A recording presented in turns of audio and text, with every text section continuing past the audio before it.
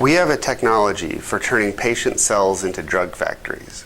So instead of them going to the doctor's office, getting a drug and taking it, we take their cells out and give them new instructions to produce the treatment on their own, and then put those cells back in the patient where they will migrate to the bone marrow and survive for many years producing the treatment on their own.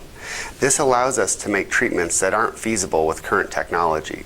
In the case of people with rare genetic diseases that may miss an enzyme or have a broken enzyme, we can put back instructions for the missing enzyme into these cells, and they will make it for them for the rest of their life, or for many years. This application, this... Real quick, also Immusoft instead of Wii. I we're hearing a lot of I know, so it's good. yeah. It's like, we'll have enough as long as enough takes. Go on. Yeah, it's So, good. Immusoft's technology turns patient cells into drug factories. Immusoft's technology Immusoft's technology turns patient cells into drug factories, and this opens the door to treatments that aren't possible with conventional technology. Instead of having to go to the doctor and taking a drug, we can take their cells and give them instructions to make their own treatments in their own body. And this allows us to do things like make enzymes, for example, that would cost $250,000 a year as a treatment, but now their body makes it in their cells make it in their own body for free. This also allows us to produce things that your body wouldn't normally produce, like an enzyme. So in the case of HIV, some patients catch HIV but don't get sick, or get sick very slowly. And they make very powerful antibodies that are able to neutralize the virus no matter how it tries to escape. The problem is no one has been able to elicit these antibodies with a vaccine. But when you use a technology like Immusoft's that can modify the cell, we can actually upload the instructions to the cell, and the body will make it perfectly on its own.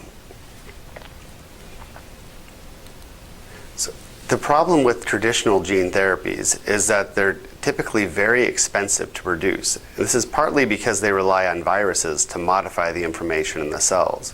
Our technology doesn't require that. We're able to use a very inexpensive technology called the transposon, which is basically just a piece of DNA, to make permanent changes to the DNA or the information inside the cell. And once we make those changes, the cell will go on producing this treatment for its entire life.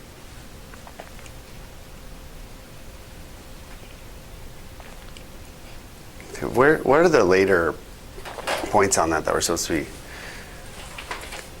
covering? So we have the basics, the drug factory.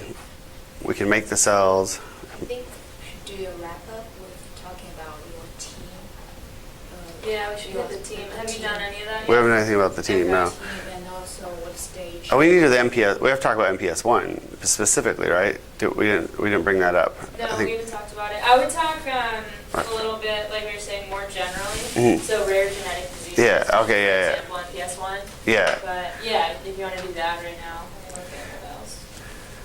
For example, in the case of rare genetic diseases, patients often are missing a gene they need to produce something like an enzyme, or they have a broken gene to make that enzyme. Normally, they would either have to have a stem cell transplant or a bone marrow transplant, or they would have to have the enzyme injected for life. Or they would have to have the enzyme injected for life. With our technology, we turn their own cells into drug factories, and they will produce the enzyme in their body 24/7 for many years. Awesome. Do you want to do another take of that? Yeah, probably. Probably can't hurt. Make your editors hate me. Which one of you guys has to deal with this mess?